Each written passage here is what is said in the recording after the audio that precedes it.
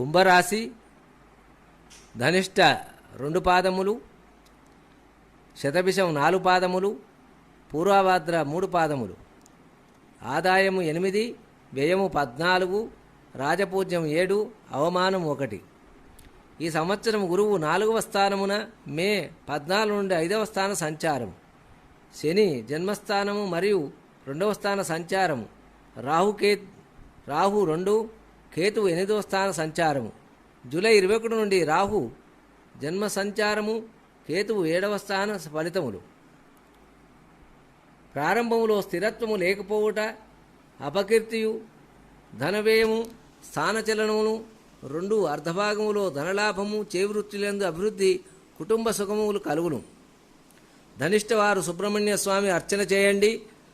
శతభిషం వారు శుక్రవారం రాహుకాలములో అమ్మవారి స్తోత్రం చేయండి.